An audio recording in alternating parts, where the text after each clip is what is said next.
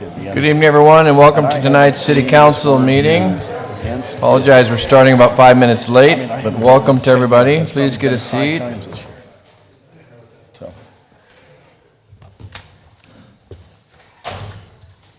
right, so we'll call the meeting to order. And first item on the agenda is our invocation and our Pledge of Allegiance, which we will do in back-to-back. But first of all, tonight we have Pastor Juan to lead us in our invocation. Thank you, Pastor, for being here. And then please remain standing for the Pledge of Allegiance. Do we have somebody that's going to do it? You are. I know that, but Good evening to everybody. Let's take a moment and bow our heads and get focused. Father, we come to you tonight thanking you for your faithfulness to this city and to our leaders. We ask that your Spirit continue to lead and guide us through the difficult times ahead. You have been faithful to our city and to our leaders down through the years, Father. You have blessed us and kept us time after time after time. You have blessed this city in so many ways that all we can do tonight is just say thank you, Lord.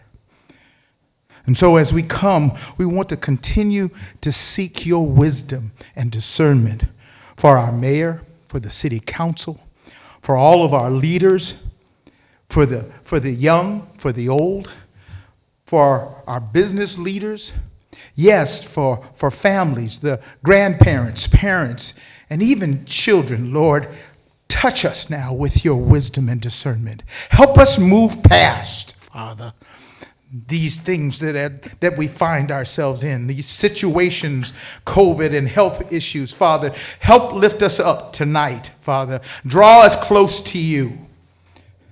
And as we come, Father, I pray, Father, that you will bless all areas of our city, but especially, Father, after tonight, bless our youth, Father. Bless our schools, bless the teachers, the students, their families, Lord. Bless our leaders in the school, Lord. I even come lifting up our supervisors to you, Lord, and their staff, Father. Touch them as they lead the next generation, Father, into the new millennium. Lord, I pray, Father, that as we come, that we will always ask you to unite us, Father, as one. Father, unite our communities, unite our neighborhoods and our individuals here, Father. Unite us with one purpose, Lord, and that is to love one another as you have loved us. Bring us together as one, Father, and instill your fire from on high in each one of our leaders now. And we will be so ready and able to say, thank you, Lord. And we ask this now in your precious Son, Jesus' name, knowing and believing that if we pray, believe, and have no doubt, then what we pray for, according to your word in Mark 11, 22, 23, and 24, Jesus told his disciples, have faith in God. For if you do, you can tell the mountains to be cast into the sea. If you pray, believe, and have no doubt, then, Lord, your word tells us it shall be done. So, Father, this thing is done, is done, is done. And according to your word, the blessings are coming, coming, coming. In Jesus' name we pray. Yes, in Jesus' name we pray. Amen. Amen. And Amen. thank you, Jesus. please join me in the Pledge of Allegiance. I pledge allegiance to the flag of the United States of America and to the republic for which it stands, one nation, under God, indivisible, with liberty and justice for all. Thank you. Thank you, Mr. Powell. Oh, you bet. Thank you, Pastor Juan.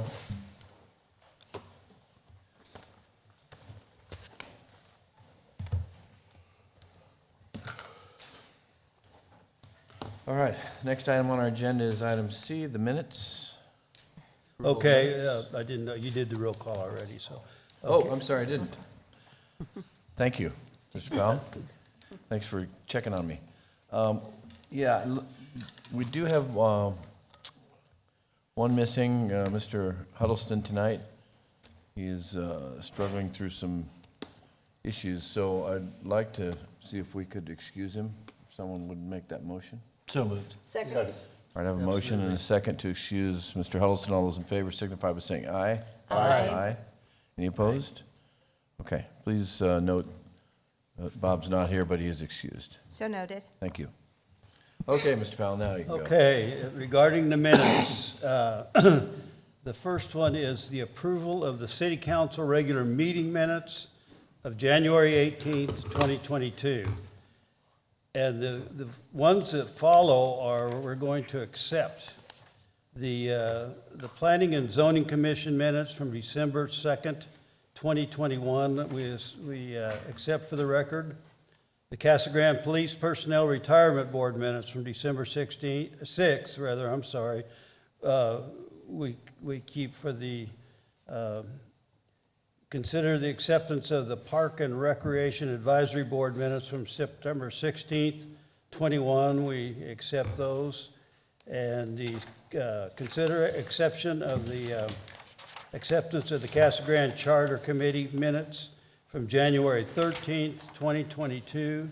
And finally, we had quite a few, consider the acceptance of the Arts and Humanities Commission minutes from January 4th, 2022. And that would be it, Mayor. All right, thank you. Second. Thank you, Mr. Powell. I So- move approval of those. All right, I have a motion and I have a second. All those in favor signify by saying aye. Aye. Aye. Any opposed? All right, the minutes are approved. Next is claims against the city, item D. Mayor McFarland, I move to accept and pay the claims dated January 12th through February 1st, 2022, as presented. Second. I have a motion and a second. All those in favor signify by saying aye. Aye. Any opposed? All right, claims are approved. Meeting agenda approval. Any changes? Anyone have anything you want? Anything, changes from staff? Mayor, staff has no changes. All right, Mayor McFarland, I move to approve the meeting agenda as it's presented. Second. all right, I have a motion and a second. All those in favor signify by saying aye. Aye. Any opposed? All right, the agenda is approved as presented. We do have a special presentation tonight, unfortunately. Shouldn't say that. I say that with sadness in my heart. Reggie, where are you?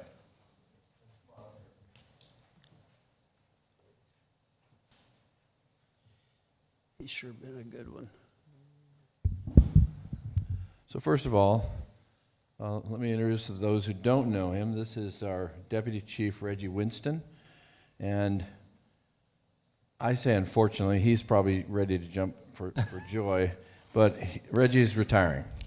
He's leaving the force, and not necessarily because he wants to, or maybe you do.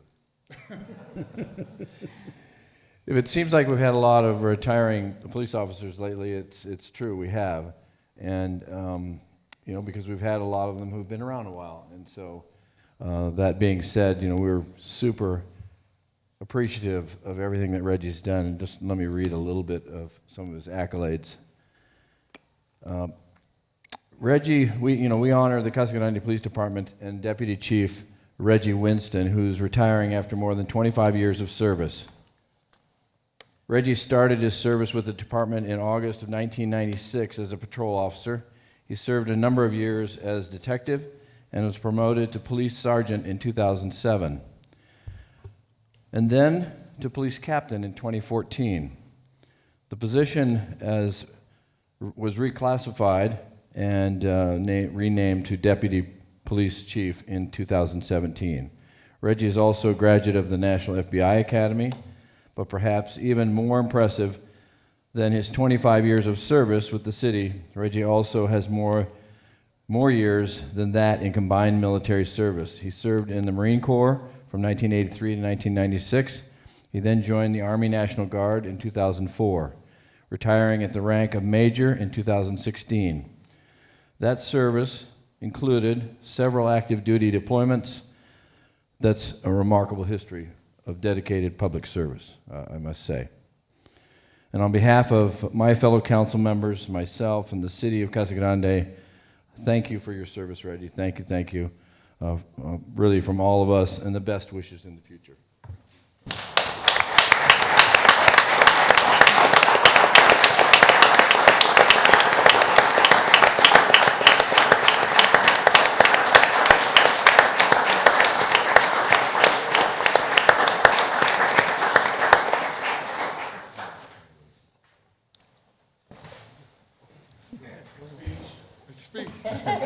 All right.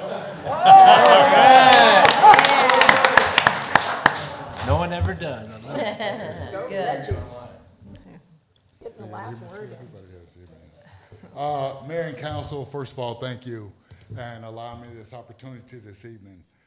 First, I want to thank Mayor and council and your predecessors for the support you have provided me and the police department over the past 25 years. Influence and support from past and present city managers, the challenge that Mr. Thompson gave to all city employees in reference to obtaining an education to be a leader in the city, and Mr. Raines supporting that, led me to taking that challenge and advice that put me in the position I'm in today. Chief McCrory, I want to thank you for the leadership and mentorship you've shared with me over the past years and direction you have taken our organization in that same time frame. I'm looking forward to continuing to serve next to you and with the future leadership of our organization as a reserve police officer. To my fellow officers, thank you for some of the most wonderful and most memorable years. After serving with each of you over the course of my career, I am proud to call you family. And you never really leave family. The family atmosphere of the Casa Grande Police Department is our main reason for continuing as a reserve officer. I will not be there full time, but I will be around to support and give back to the department that has given so much to me. Thank you.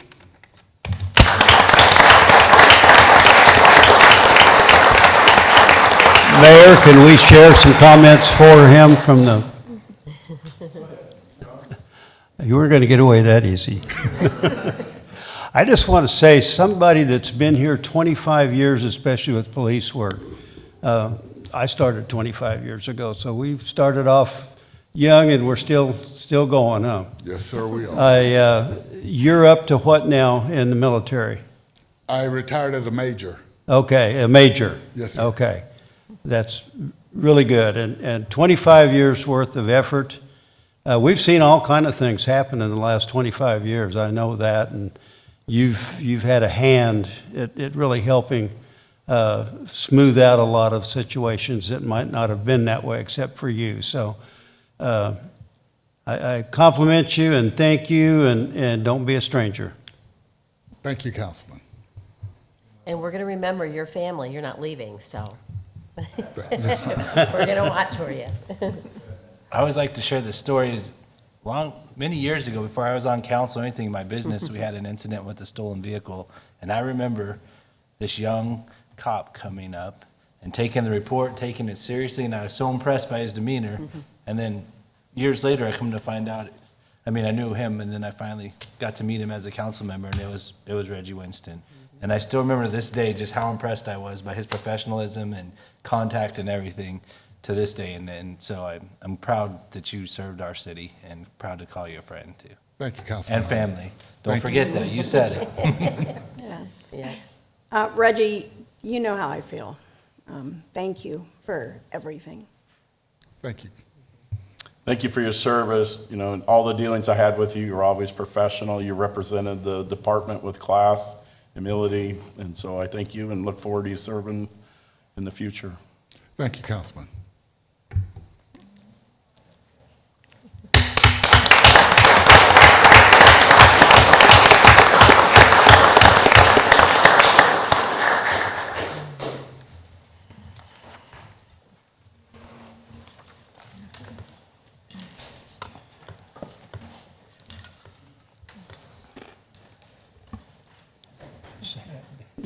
I know. Brought a tear to my eye. Yeah. Yeah. I know.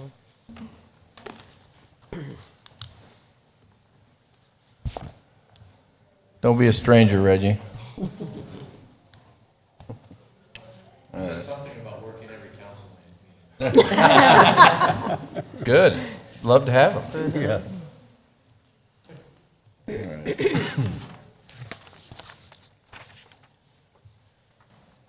All right, next on our agenda is is G, our consent agenda items. So all items listed with an asterisk are considered routine matters and will be enacted by one motion and one roll call vote of the council. There'll be no separate discussion of these items unless a council member or member of the public so requests, in which event the item will be removed from the consent agenda and considered in its normal sequence of the agenda. Is there anyone on council who wants to remove something from the consent agenda? No. Anybody from the public? Go ahead. Okay, seeing none, then I'll entertain a motion to approve. Mr. Mayor, I move to approve the consent agenda as presented. Second? All right, I have a motion and a second. Gloria, can I please get a roll call vote? Councilmember Lavender. Yes. Councilmember McBride. Yes. Councilmember Fitzgibbons. Yes. Councilmember Herman. Yes. Mayor Pro Tem Powell. Yes. Mayor McFarland. Yes. All right. Next is our public comments, and this is a point in the meeting when I'll open the floor and allow anyone here tonight to speak to council, but just as a reminder, please keep your comments to 3 minutes. We do have a timer.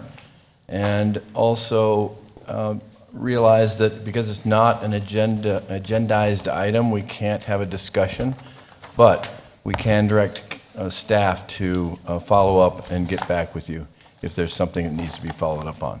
So, that being said, I do have one request sheet since they bothered to fill it out. I'm going to pick on them first. And is Walter here? There he is. Walter, you want to come up and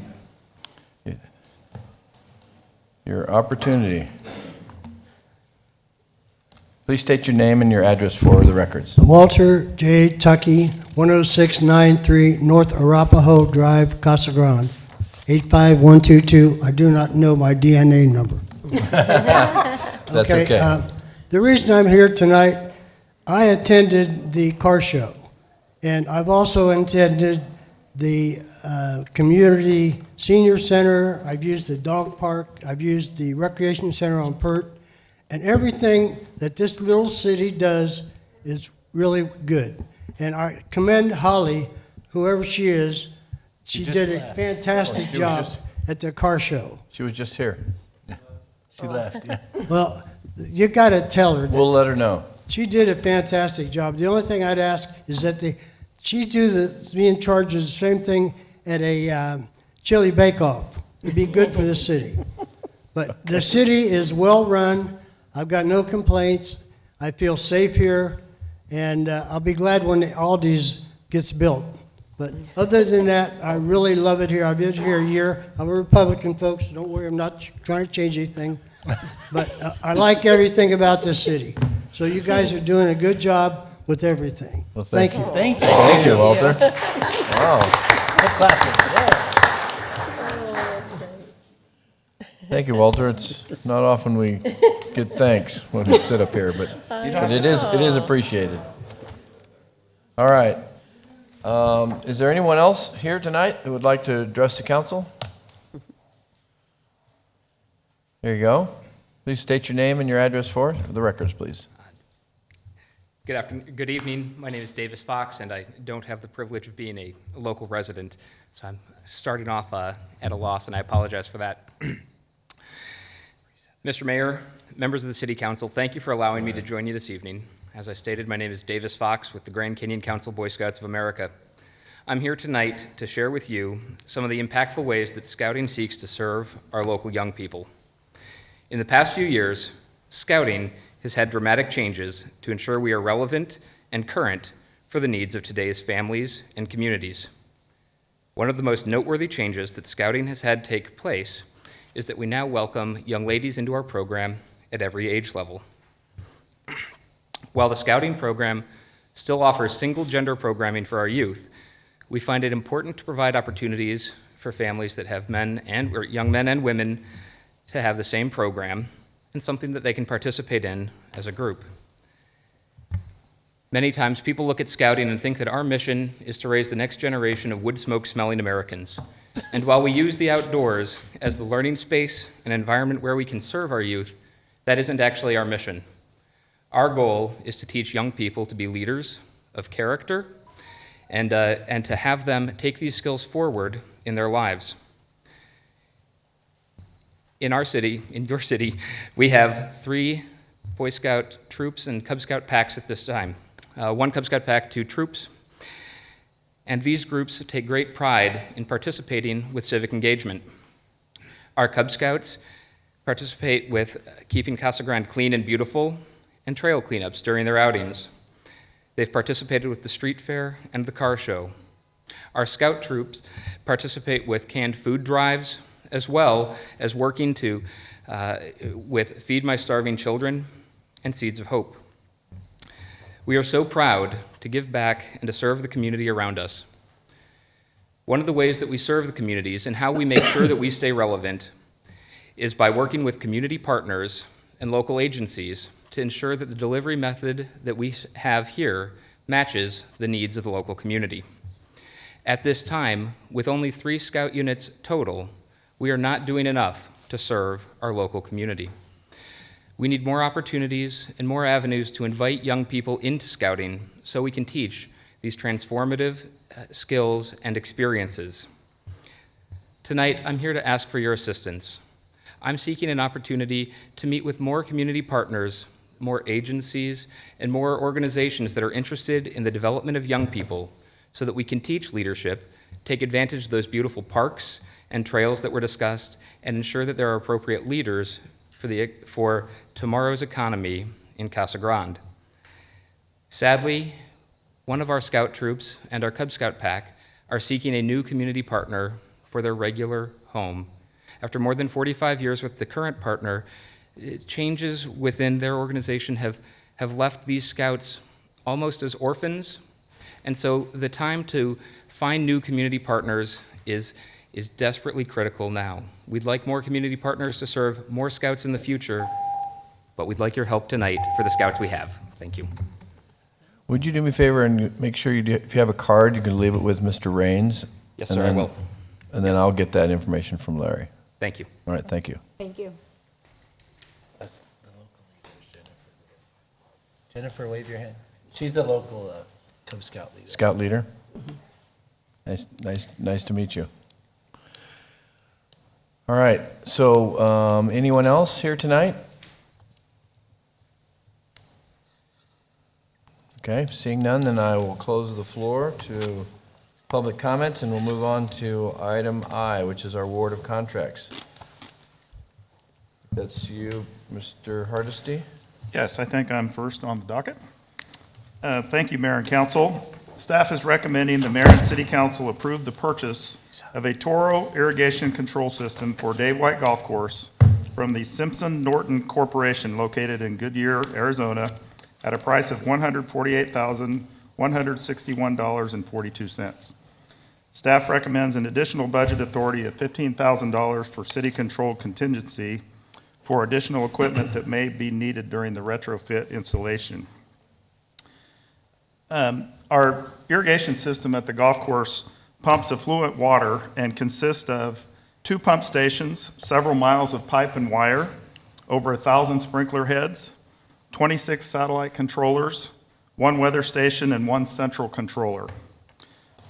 We've been evaluating the system over the last year and a half. Most of the system's in very good shape, except for the central control system and the satellite controllers. They are now obsolete and no longer functioning properly. Because of this issue, the turf is not being watered correctly. It's not very efficient. There's places that are too wet, places that are too dry. We should be able to control this system remotely, and we're basically running it manually. We have hired a consultant. We've been doing this project in phases. We have a consultant, Coates Irrigation, who's been hired by the city in a competitive process, and they have been assisting us in the design and the recommendations that we're bringing to you tonight. We're recommending purchasing this Toro system using a cooperative purchasing agreement through the Omnia Partners NIPA. Coates Irrigation Consultants did review the attached proposal and recommended this purchase, or approved this purchase, this recommendation for this Toro irrigation equipment. And with that, I will stand for any questions. How much?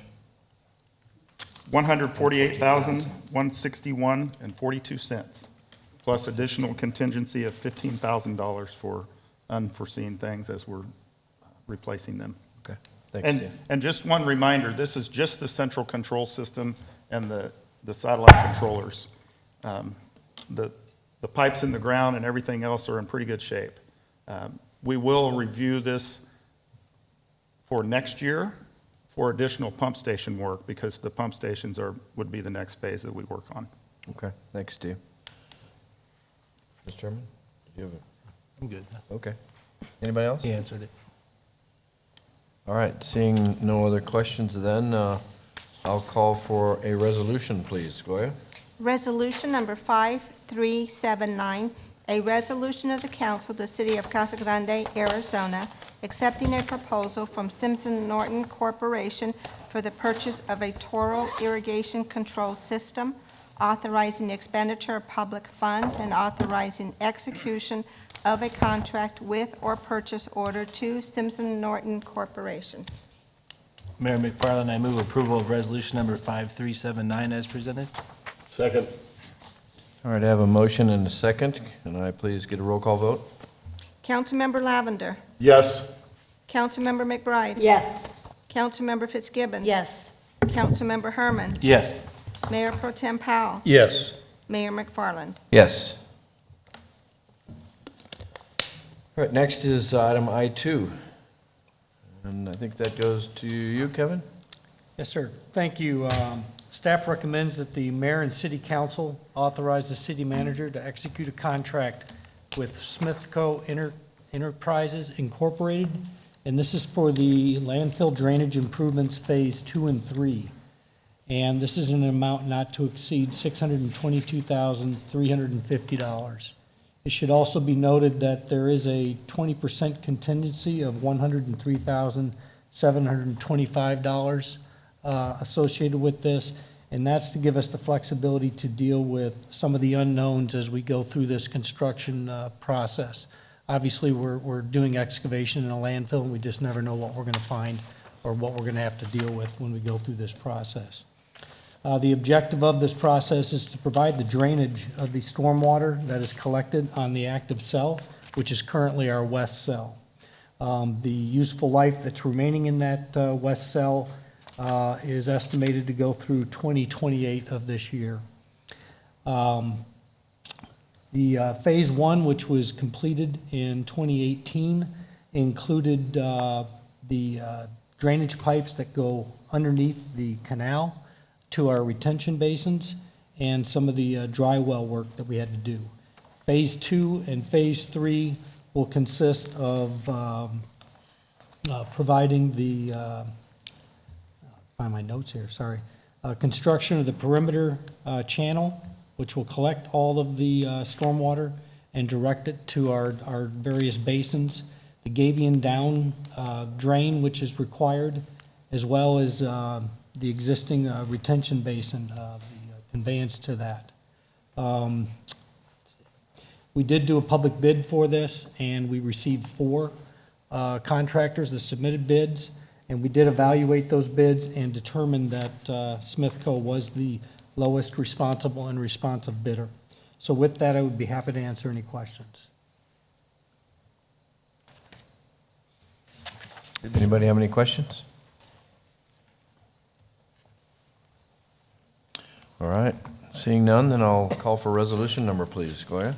Resolution number 5380, a resolution of the council of the city of Casa Grande, Arizona, accepting a bid from Smithco Enterprises, Inc. for the city of Casa Grande landfill drainage improvements project Phase 2 and 3, authorizing expenditure of public funds and authorizing execution of a contract with or purchase order to Smith Co. Enterprises, Inc. Mayor, I move approval of resolution number 5380 as presented. Second? All right, I have a motion and a second. Gloria, can I please get a roll call vote? Councilmember Lavender, Yes. Councilmember McBride, Yes. Councilmember Fitzgibbons. Yes. Councilmember Herman, Yes. Mayor Pro Tem Powell, Yes. Mayor McFarland. Yes. All right, we have no boards and commission reports and no ordinance resolutions, item K. So we'll move to item L, which is the public meeting and public hearings. First item on the docket tonight is item L1, hearing and consideration approval of ordinance number 1397.17.55. And this is Planning and Development Department. You're just missing one. Yeah, three's enough for this evening, Mr. Mayor. Okay. So thank you very much. This next item is a amendment to our zoning code. Although it's a fairly simple text amendment that I'll describe to you in just a moment, I want to let you know that it has the potential to have significant positive impacts upon the appearance and character of some of our newer developing residential neighborhoods, especially those that are zoned R2, R1A, and R1.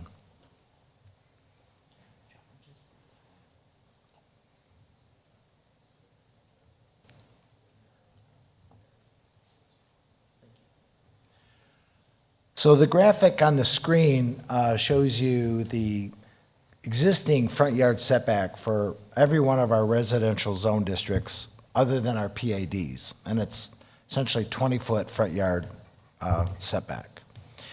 In our PAD zones, we do allow a variation typically from that 20-foot front yard setback to allow certain portions of homes to be brought forward to a 15-foot setback.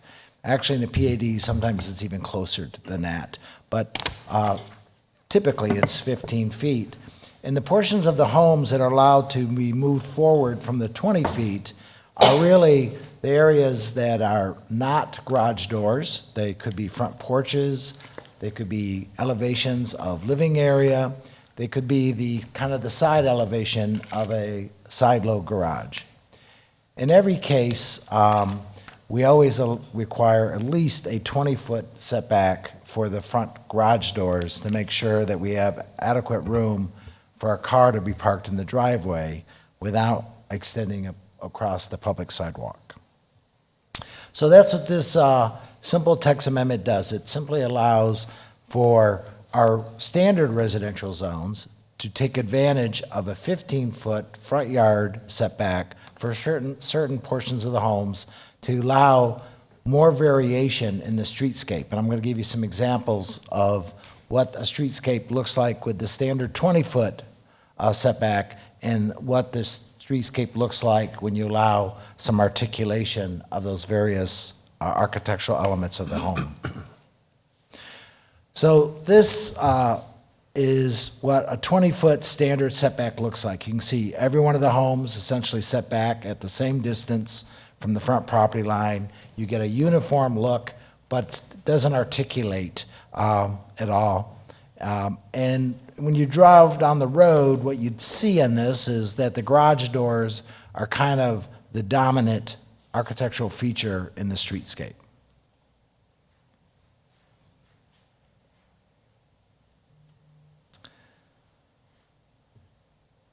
Again, this is the look of the 20 feet. Now, this one's a little bit different because there's more articulation because portions of the home have been set back. The garage doors in this case are all still at 20 feet. And so it's still, the garages are still really the dominant feature, as you can see in the bottom picture of the streetscape. This is an example of what happens when you start allowing some of the portions of the home that are not the front garage doors to be brought forward. And you get some articulation for side-load garages, for the side elevation, for the front porches, or for simply the living area portions of the living area of the home, you can see how the articulation is definitely different than what you might have when there's a standard 20-foot setback. The street, if you look at the street view, you can see that the garage doors really aren't as prominent as they might be if you required a standard 20-foot setback for all portions of the home.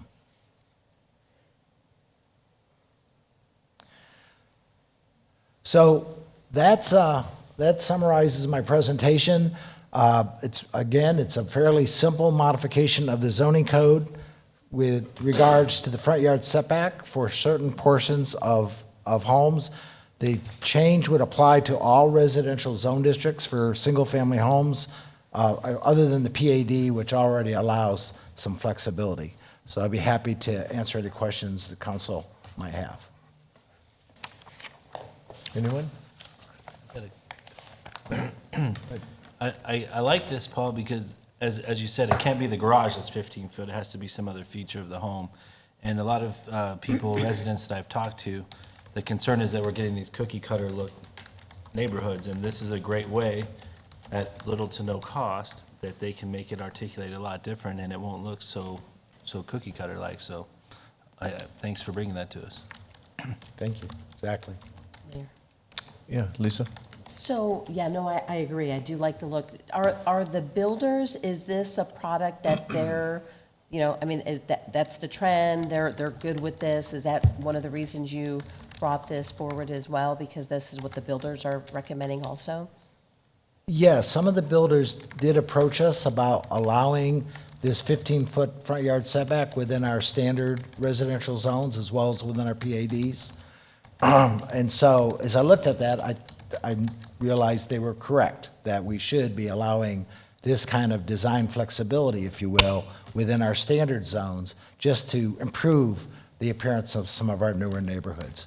Now, we do have some builders in the audience who may or may not want to speak at the public hearing and to see if they actually support it or not. Oh, no, and I appreciate the visual, because of course, when you're reading it, you're like, okay, trying to envision what it looks like. So no, I really appreciate the pictures and the visual. What are we looking at on zoning on here?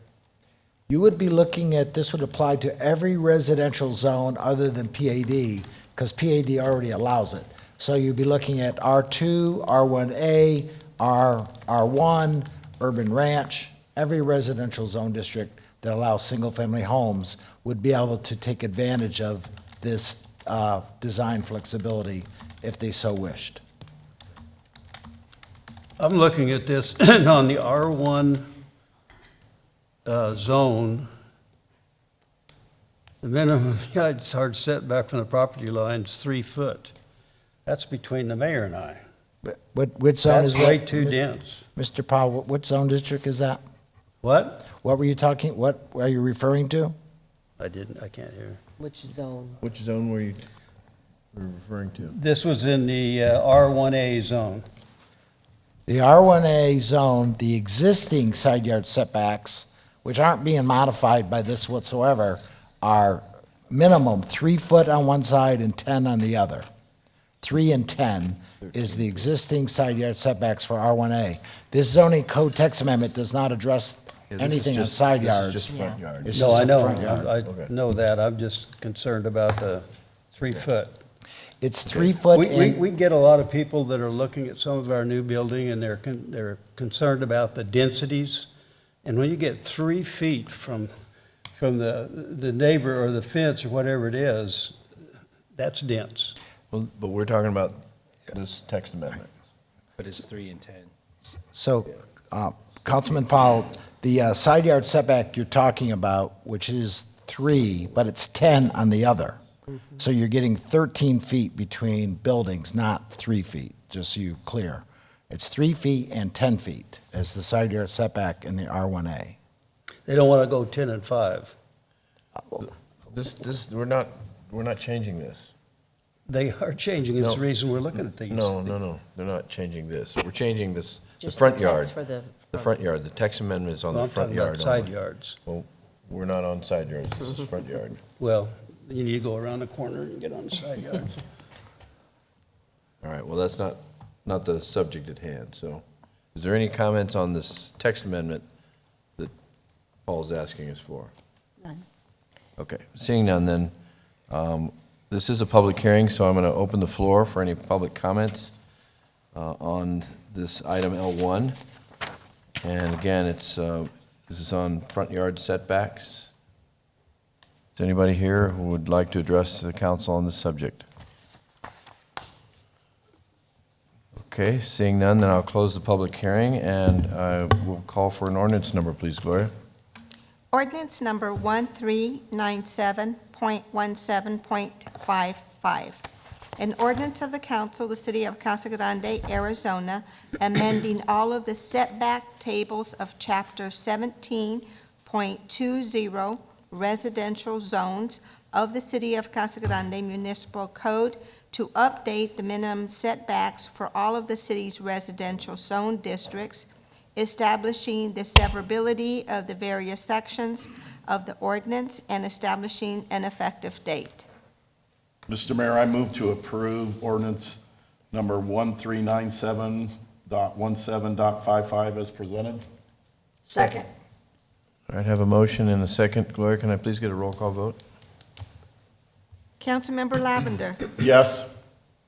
Councilmember McBride. Yes. Councilmember Fitzgibbons. Yes. Councilmember Herman. Yes. Mayor Pro Tem Powell. Not happily. Is that a no? That's a no. Okay. Mayor McFarland. Yes. All right, next item is L2, another public hearing. This is on ordinance number 1178.415. Paul, your team.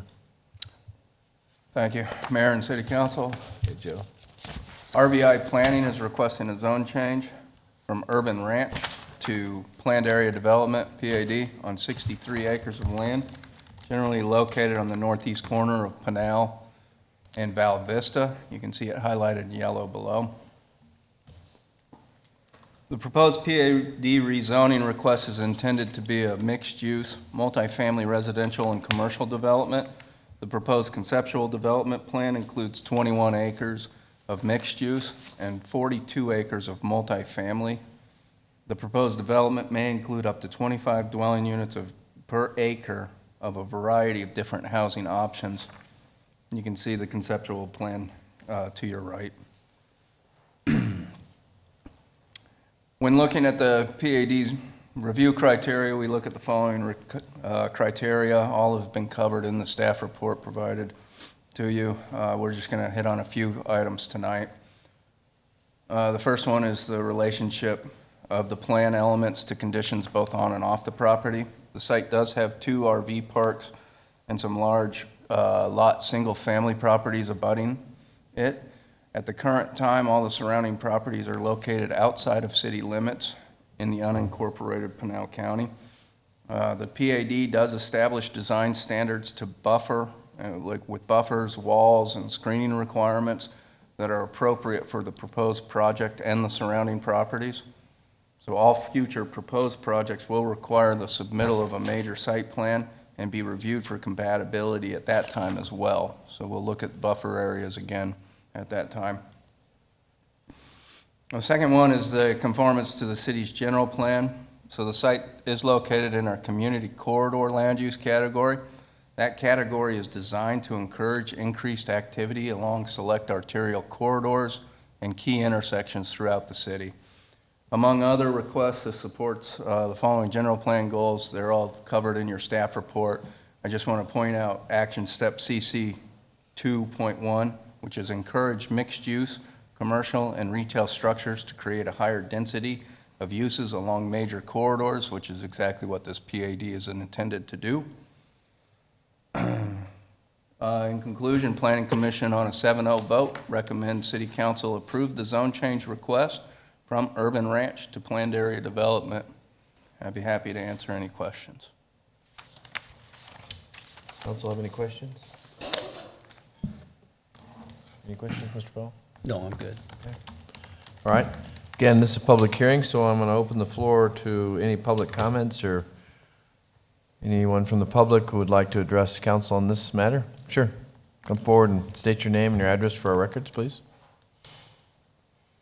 Good evening, Mr. Mayor, members of the council. My name is Kyle Barkello from RVI Planning and Landscape Architecture in 120 South Ash Ave in Tempe, Arizona. I'm humbled and grateful to be here tonight on behalf of Mr. Puzis, who lives all the way in Portland, that has surprised me with his visit here tonight. He's owned this property for 36 years, and this is really a legacy property for him and his family. And through the number of months that we've worked with staff, we really feel like we have a very high quality project here and create something that promotes Casa Grande's identity by creating this major gateway into the city of a mixed-use parcel that also provides some multifamily component to it. And with that, I'd be happy to answer any questions the council may have. I do have one. So is the plan to move forward to develop on this land then, or is it preparing it for someone else to develop? Mr. Mayor, members of the council, so the plan is preparing it for future development. Mr. Puzis is working with a land broker right now, and they're starting to make the matches and start to identify some of the users that could go here. All right, thank you. Anybody else have any questions, comments? Thank you. Is there anyone else who would like to speak on this matter? All right, seeing none, then I'll close the public hearing and call for an ordinance number, please, Gloria.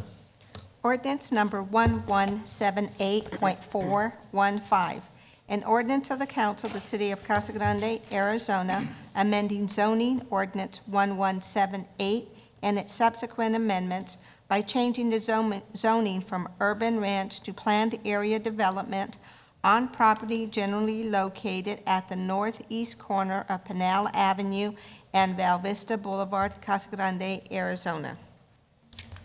Mayor McFarland, I move to approve ordinance number 1178.415 as presented. Second. All right, I have a motion and a second. Gloria, can I please get a roll call vote? Councilmember Lavender. Yes. Councilmember McBride. Yes. Councilmember Fitzgibbons. Yes. Councilmember Herman. Yes. Mayor Pro Tem Powell. Yes. Mayor McFarland. Yes. All right, move on to item L3, another public hearing. Mayor, before we move Oh. forward, I'm going to have to declare a conflict on this Okay. item, so I'm going to step off the dais just to make sure I'm not involved in any discussion. Okay, thank you, Lisa.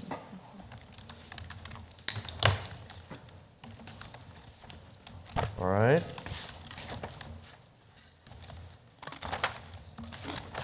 Just a question, what, on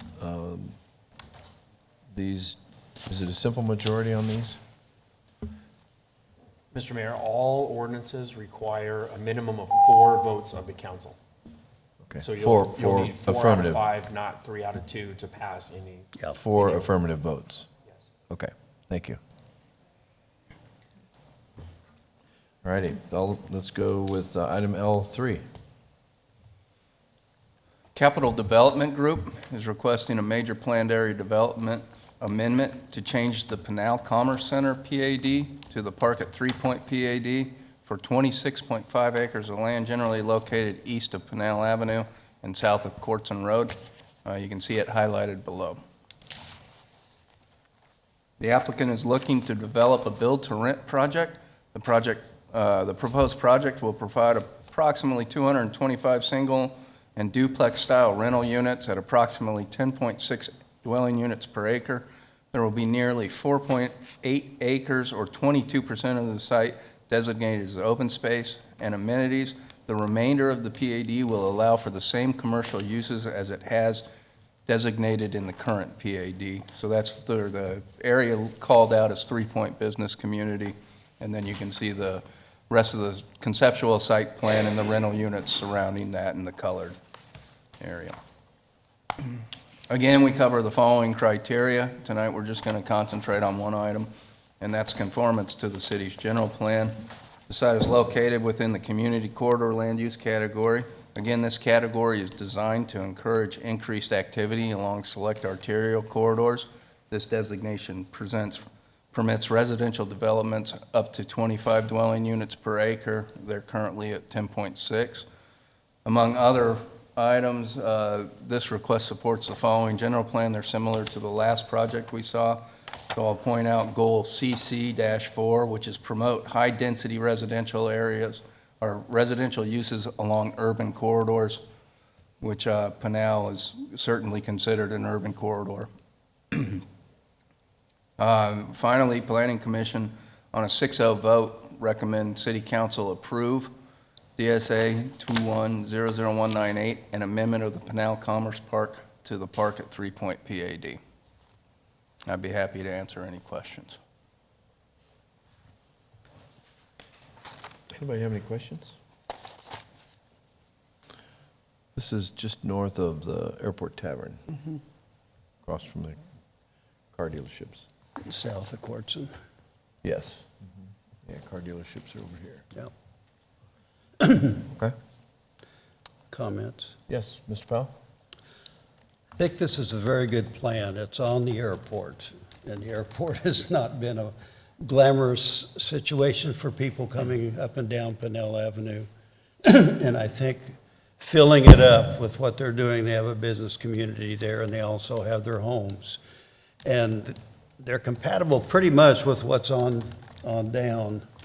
And so I think that's a good plan. I think we need to do that. Any other comments or questions? Mr. Just one comment, kind of along what Mr. Powell said is, you know, that's one of the main entryways to our community, and it's been a vacant lot since I was born, to be honest, and lived here. So I'm really glad to see a nice project going in there that'll really help, you know, be a gateway to our community. Okay. Any other comments or questions? Agreed. All right, seeing none, then I will open the floor for public hearing on this item. Does anyone here like to address council? Please state your name and your address for the records, please. Hi, Rochelle Stroll. I'm the owner of Capital Development Group and Capital Asset Management. I didn't know I'd have to speak behind Reggie and the Scouts, so you guys make this a bit of a daunting task tonight. Thanks so much for that. But I appreciate your comments. You will see when you dig deeper into this, if you have not, that we very much attempted to take into the history of the airport. Our partners are Casa Grande family. One of my partners rode his dirt bikes here. We're very proud of putting this together and making it something important. You'll see that our density is low, but it still makes its point. We have dog parks, we have walking areas. You will not walk your kids on the same street that you drive. We really try to take the time to create a community. We do not think of this as a multifamily situation. We think of it as a community, and I hope you feel that way. And we do appreciate the kind thoughts. We really did take some time to make this different. Do you guys have any questions for me? Anyone? Got a good plan. Thank you. I Thank really you. do appreciate it. Thank you. Thank you. All right, anyone else here to speak to council? All right, seeing none, then I will close the floor and I will call for an ordinance number, please, Gloria.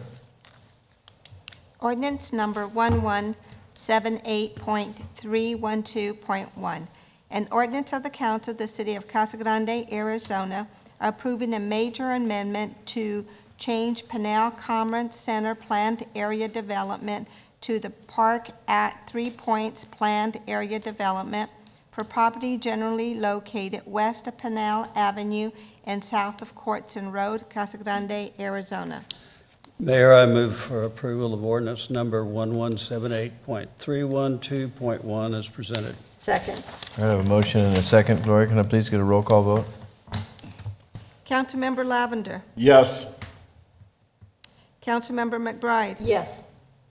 Councilmember Fitzgibbons abstaining. Councilmember Herman. Yes.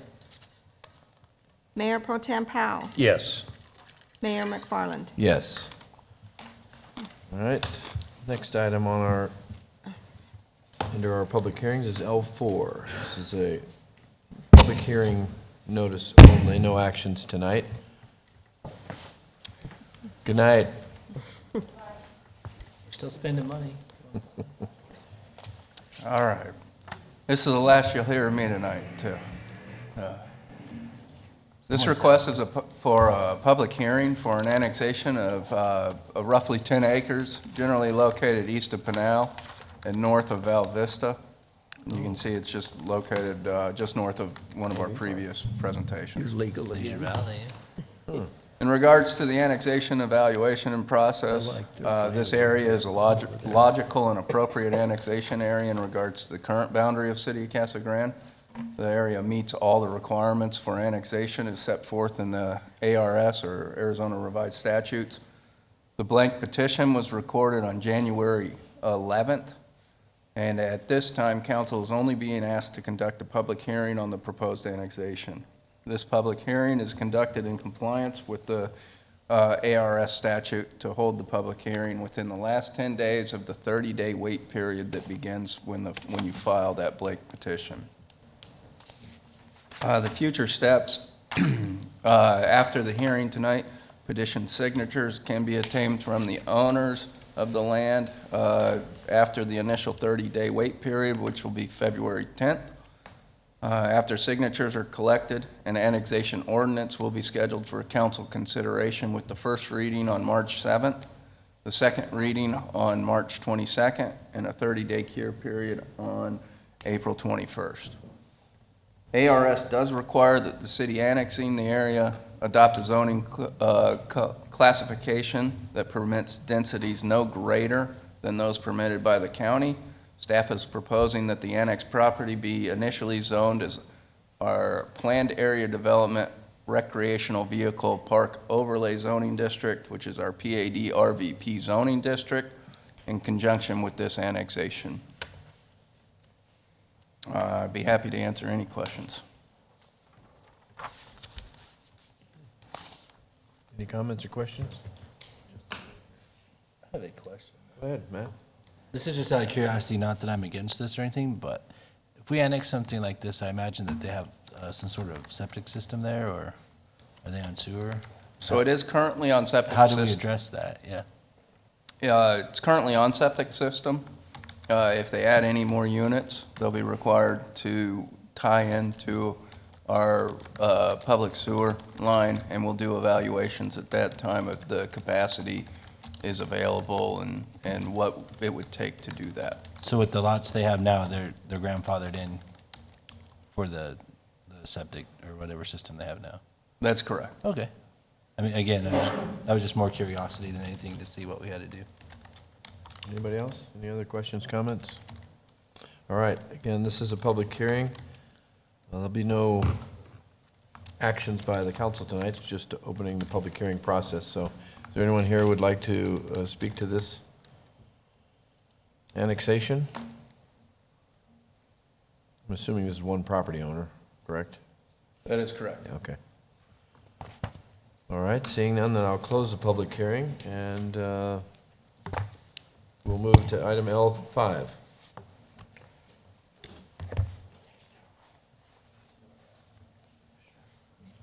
Jacqueline, you taking this one over? Yes. Good, we were tired of Joe anyway. Go ahead. Oh. All right. Next item on the agenda is zone change request from R4 to planned area development by the Boers Company on approximately 10.64 acres located on the northwest, just north of the northwest corner of Jimmy Kerr Boulevard and Truckle Road. The project is for a multifamily development for 200 units. The major site plan is currently in review with staff. Again, here's the criteria for a PAD or planned area development criteria. It goes into additional detail in the staff report provided. However, I'll be going over the two highlighted items. With regards to the city's general plan, the site is within the commerce and business land use category. This particular land use category allows for planned area developments as well as multifamily residential at a gross density of 10 to 45 dwelling units per acre. And as well, it should be adjacent to or within a quarter mile of the neighborhood's land use category. As you can see from the map, it is adjacent to neighborhoods, and the proposed development has a density of approximately 18.7 dwelling units per acre, meeting these requirements. With regard to the zoning ordinance, it will be subject to the 2021 residential design standards for planned area developments. It has requested the following standards, with height limit being 42 feet. And then per the residential design standards, no buildings are within 50 feet of the single-family zoning located to the north will be greater than, will not be that height. As well as parking standards would be approximately 1.75 parking spaces per unit. And as staff is reviewing the major site plan, we will ensure that the design standards are met at that time. Here are some elevations of the proposed development. Regarding notification, the staff and applicant has met or exceeded these requirements, and I have not received any comments or inquiries to date on this. Planning Commission forwarded a favorable recommendation to City Council to approve zone change from R4 to PAD with the following conditions, with a vote of 7-0. That concludes my presentation. All right, thank you, Jacqueline. Does anybody on the council have any questions? Lisa? More of a comment. You know, I know we're approving, you know, there's, as we can see, there's a lot of growth going on. And I just think, you know, it's nice to see these projects because there's such a need. You know, there's so many people that are heading out of town, you know, that are working in our community. So, you know, I love the fact that we're bringing more diverse housing options to our community, and they're spread out throughout the community. Right. They're not just in one area. So, yeah, so I know it seems overwhelming, and, you know, some people are excited about the growth, some people aren't. But I think the big issue are the roads. That's what people complain about. But I'm excited to see something like this. So. Yeah, it's good. Mm-hmm. Matt?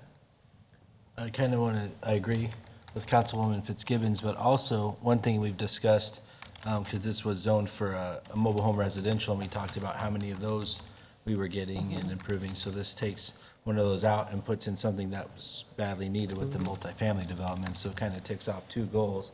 And it is in a great area that's ready for new growth. So like you said, it's going around town, all different areas experiencing the growth. And, you know, we just got to keep managing it. So I like it. Anybody else? Ditto. Mr. Powell? I'm just going to comment. This would be much preferable to mobile home multifamily development, and I think the PAD would be a good fit for that corner. Okay. All right, this is a public hearing, then, so I will open the floor to the public. Anyone here to speak for or against the project, please come forward, state your name and address. Hello, everyone. My name is Ross Stitley. My address is 1921 Kendall Avenue in Madison, Wisconsin. I am the developer with the developer Roars Companies for this project. Just wanted to make myself available should there be any other questions. Great, thank you. Anybody have any questions on it? Hope you're enjoying the weather while you're here. Yeah, absolutely. It was snowing when I left this morning. You're like, so I'll go. It was a nice I'll go. change. End of the week's going to be 80. You might want to stick around. turn the refrigeration on. I've already been thinking excuses to stay here. That's for sure. Thank you, everyone. Thanks for being here. All right, anyone else? Okay. Seeing none, then I will call for an ordinance number, please, Gloria. Ordinance number 1178.416, an ordinance of the Council of the City of Casa Grande, Arizona, amending zoning ordinance 1178 and its subsequent amendments by changing the zoning from mobile home residential to planned area development on property generally located north of the northwest corner of Jimmy Kerr Boulevard and Treco Road, Casa Grande, Arizona. Mayor McFarland, I move approval of ordinance number 1178.416 as presented. Second. All right, I have a motion and a second. Gloria, can I please get a roll call vote? Councilmember Lavender. Yes. Councilmember McBride. Yes. Councilmember Fitzgibbons. Yes. Councilmember Herman. Yes. Mayor Pro Tem Powell. Yes. Mayor McFarland. Yes. All right, we have one more public hearing tonight. See, I'm being And yesy. that is L6.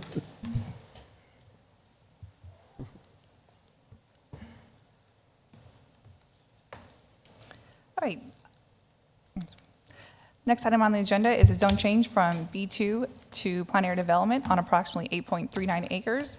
The site is located just on the northeast corner of Cadota Avenue and Santa Cruz, just south of Rodeo Road. And again, this is another multifamily development for approximately 107 dwelling units. This is not in, the major site plan has not been submitted as of yet. However, here is the conceptual site plan that was provided and is in, as well in the staff report. Again, looking at, here's the PAD review criteria. It is outlined in additional detail in the staff report, and I'll, again, be going over the 2 highlighted items. With the general plan, this site is located in the community corridor land use category. This allows for plan area developments as well as multifamily at a gross density of 25 dwelling units per acre. This proposed development is currently at 21 dwelling units per acre. And again, looking at the goals for the community corridor is to promote high-density residential uses along urban corridors and near major commercial centers, and we feel that this site fits that category. With regards to the zoning ordinance, again, this will be subject to the 2021 residential design standards for planned area developments. The PAD narrative requests the following standards: a height of 40 feet and the following setbacks. During the major site plan review, staff will ensure that these design standards are met, as well as with the additional residential design standards for PADs. With regards to notification, the staff and the applicant met or exceeded these requirements, and I did not receive any comments or questions or inquiries on this site. So with that, Planning Commission forwarded a favorable recommendation to City Council at their January 7th Planning Commission hearing to approve zone change from B2 to PAD with the following conditions of record, and the vote was 7-0. Happy to answer any questions. Could you go back to the map? So Cadota and what's the other one? Santa Cruz. Santa Cruz. So are those roads going to be completed, or what would be? I know you're not at that stage yet, but would that be part of the? Yes, through the major site plan review, a TIA would be required, or some sort of traffic statement to look at the road development. Okay, so but you're not there yet. So this is an apartment complex, right? Correct. Okay. Yeah, this one's a little better. There you go. Mr. Mayor, Because right now these are all dirt roads. There's no pavement. Not even really roads. Correct. However, Cadota, I believe, has the right-of-way for road Because Santa Cruz improvements. isn't even there. It's not a road, really. so, Mr. Mayor, the Cadota will be improved for Half Street. It has to be able to carry two-way traffic from the project site up to Rodeo. Santa Cruz will not be improved. There is some right-of-way on what looks like it might have been in the past, the Santa Cruz connection from Cadota to Treckle. We've decided that that is not a necessary improvement. We don't want that connection to occur. Okay. So Santa Cruz between Cadota and Treckle will be nothing but sort of A bike trail? maybe a bike trail. It's going to be a sewer easement. Could be a bike trail. We're not going to Part of our vacate trail it. system. We're not going to vacate it as city-owned right-of-way, but we're not going to improve it. But Cadota will be improved from the project site to Rodeo. All right, I don't have any particular issue with it. I just was curious, that's all. Mr. Herman? I don't know if this is appropriate time, but on the south side is the manufactured home community there, which is a nice one. You know, I mean, it's, what's the setback there? Or would that be later at the major site plan? I'd just be concerned about those residents, you know, We with got their the view Santa Cruz sheds. running through here too. I know, which is a pretty good, Yeah, it's pretty good right away. Right. Yes, we'll look at at that setback, but with the Oh, proposed okay. conceptual site plan, it's pretty far back. setback pretty far. okay, thanks. I just don't want to alleviate any problems before they start. Okay. Anybody else, any other questions, comments? Okay. All right, this is a public hearing, so if there's anyone here, I'll open the floor to comments on this subject, which is L6. Is there anyone here who would like to make any public statements? Okay, seeing none, then I'll close the public hearing and I'll call for an ordinance number, please, Gloria.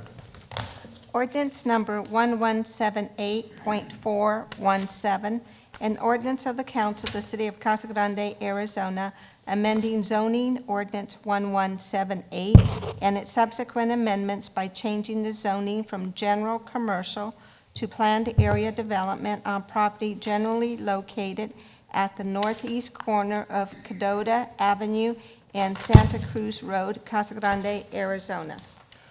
Mr. Mayor, I move to approve ordinance 1178.417 as presented. Second. All right, I have a motion and a second. Gloria, can I please get a roll call vote? Councilmember Lavender. Yes. Councilmember McBride. Yes. Councilmember Fitzgibbons. Yes. Councilmember Herman. Yes. Mayor Pro Tem Powell. Yes. Mayor McFarland. Yes. All right, that concludes most of our business tonight. I think all that's left is our reports, so I'm going to start with you, Mr. Herman. Thank you. I just want to say, I usually don't dress this snappy for the meetings, but ASU's playing U of A in basketball tonight, and this is what I would have worn to the game. What's the score? I haven't even checked, Mayor, because my duty's here, so I gave up my seat. He was into this meeting. And so anyway, I thank you guys for your indulgence of me wearing this jacket this evening. I tried to set him up, but he didn't take the bait. And I purposely haven't looked. And then we had talk about community, a couple things. We had an unfortunate incident with the playground equipment that got burned. And Chief Keen made it on social media and put up his own money to help catch the culprits. So I thought that was pretty neat. And him bringing attention to it and trying to help catch those people.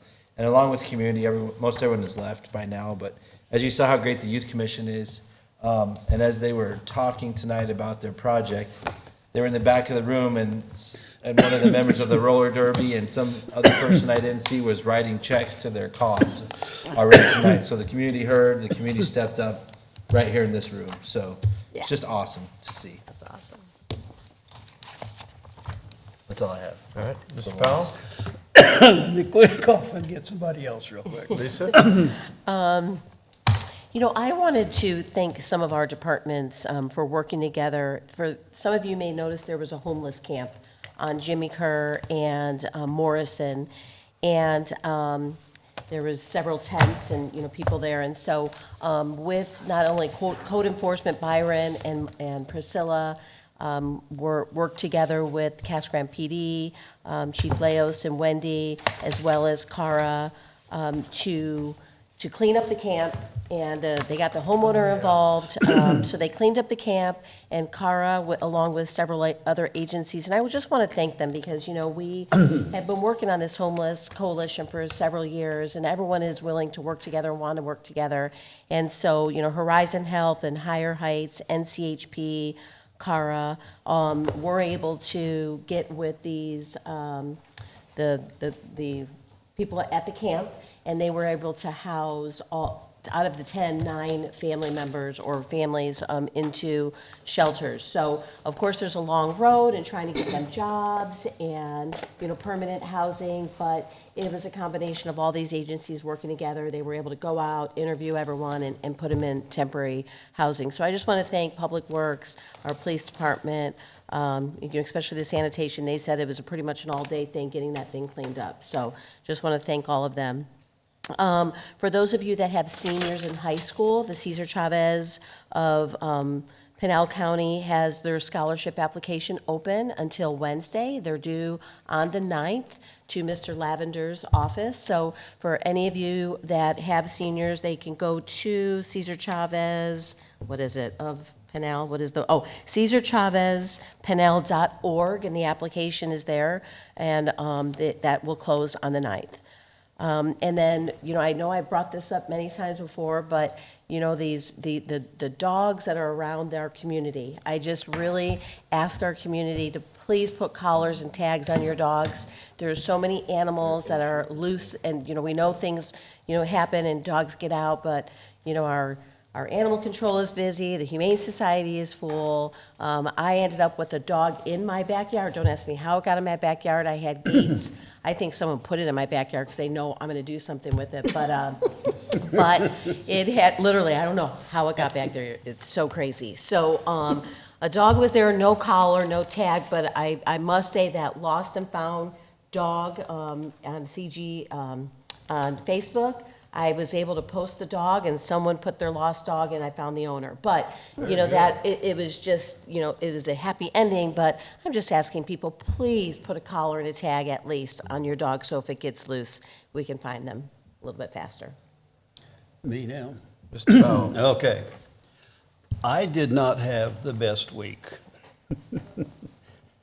I bought hearing aids for meetings, for when I came to meetings.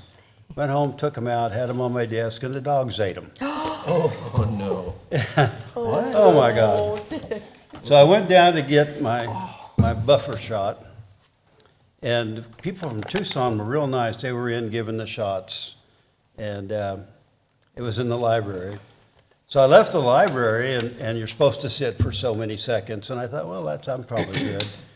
And it wasn't far around the corner to Little Sombrero, so I had to stop there and get a bean burro and go home to eat it. And all of a sudden, I was just struck by dizziness. And I stood up, and I knocked the chairs over in the kitchen, and I fell on one of my back. I've been on the hot heat pad for about 3 or 4 or 5 days. But when they say to wait so long, I think they mean it. Glad you're okay now. Yeah, I'm okay. I don't know if I can follow that. Glad I'm a couple away. You know, I can say that, you know, I attended the Senior Expo, so maybe Mr. Powell, you should have been down there. No, there was a Senior Expo at the Neon Park, and there was a lot of agencies there, and we had, you know, a lot of visitors. And one of the things that struck me was how much we're using the Neon Park and how many people are coming downtown. And I think it's really cool that we have something for people to go to and use. And so that was nice. And then I know that the mayor and Matt, Lisa, and I were all at the Project Central Friday night dinner at the Paramount. And some of us have. Separated, though. Separated, yeah, we didn't sit. We didn't sit together, right? We didn't know. So how'd you And get it was really great. Terry Goddard was there, and they discussed water, and every time we discuss water, I always learn something new and different. The mayor did a great job of explaining what was going on, and it was really nice to see some of our area farmers there, and so that was really nice. And then the last thing I want to say is that I really appreciate the community coming together, and I know that, you know, Mr. Lavender mentioned it to the Youth Commission, but there were a lot of people involved in what happened Friday. And the nice thing about it was that there were a lot of people that came out in support of teachers and the administration, and, you know, it could have been much worse than it was, but I think that now is the time for parents to step up and practice what they preach, that we're telling our kids to do. And I think that parents can set examples, good and bad, and I'm just challenging our community to continue to show the kids the right way to deal with, you know, disagreements. So that's it. Thank you, Donna. Jeff? Well, on the Cesar Chavez, the deadline is Wednesday to mail it or drop it off, but Friday you can email it to me as well. I wanted to compliment Mr. Raines and all of our city staff for their work coordinating the funeral for Chewy. Laura, it was a beautiful service. It was very touching, but certainly to coordinate all the agencies that were involved, I know it took a lot of work, but I was very proud to be a part of the city that day, as sad as it was. So I want to also thank Larry and Steve for their quarterly meeting. It was very informative.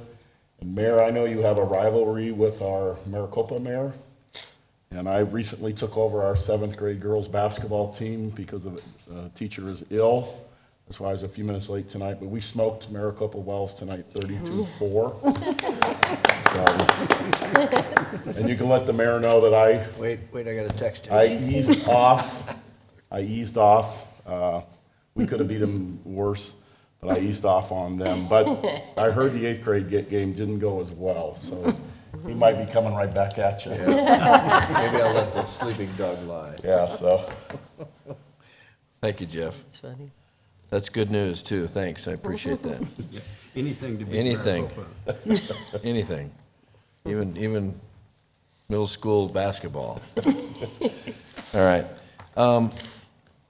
So I've been doing a lot of work on electric vehicles and some other industry stuff that's coming into town, and I thought it kind of interesting.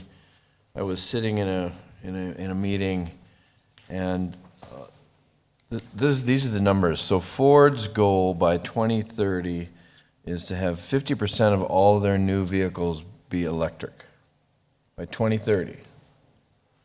It's 2022. GM's goal is by 2035 to be 100%. That's just a little over 10 years away. So my challenge to what I'm trying to challenge APS and SRP and really our industry out there is, where are we going to be putting these electric vehicle charging stations? Now they say, well, 80% of the vehicles are charged at home, or 80% of the time they get charged at home.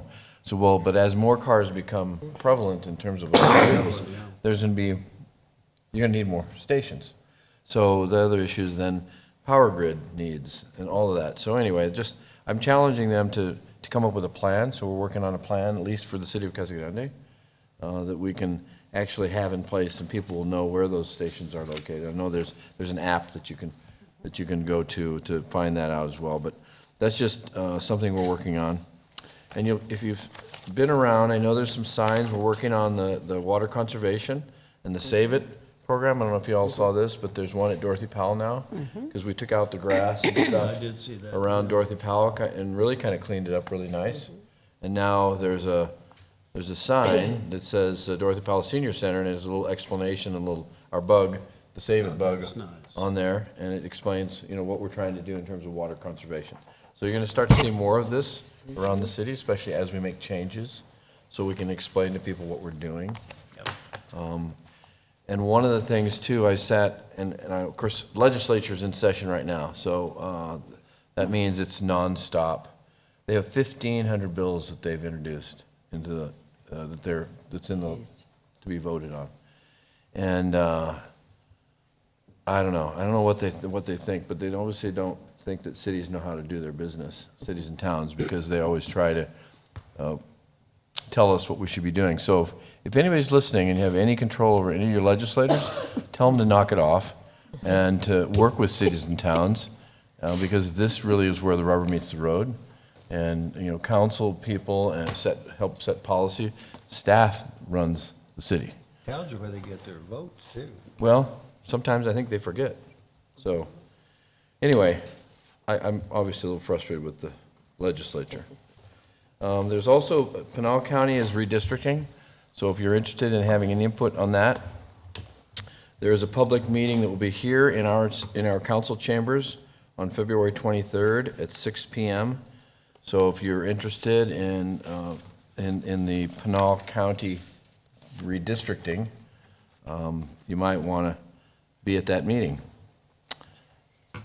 Let's see, what else have I got? I did meet with Kohler last week. That was a really good meeting. So I think they're going to be a great corporate partner. They have school education programs that they work with the local schools. They're just really an amazing corporate partner. Yeah, they are. They are really a blue ribbon company, and I think they're going to be a great partner for us here in town. Not that we don't have great partners now. We do. We just have more now. Thank you, Matt. It's kind of like relatives, you get more. We're also, Larry and I met with a group last week as well, sit down and talk about a housing plan, and basically not really a plan, but it's a project where they're going to look at the city, and then they can come back and say, all right, you should have X number of manufactured homes, you should have X number of apartments. So we have a benchmark, right? As we move and we continue to approve all these things, it could be something that we could use as a tool. So it's ASU, and it's one of the ASU professors in her graduate class, and she's going to actually do it for us. I'm not sure it didn't sound like it was a cost, but I don't know. we'll see. But it sounds like a really good project We for her might get it class. free if we work through the ASU guy. So anyway, we're working with that, so we've got a lot of things in the works, and obviously Paul and your group will be part of that. And looking forward to kind of getting some additional information as we're also looking at densities and all that stuff, because I wanted to, give you all some tools and information so that, as these R2 situations come up, we'll be a little better educated in terms of what that looks like. So, that being said, stay safe out there, and let's be kind to each other and show some grace. All right. Meeting adjourned. Thank you.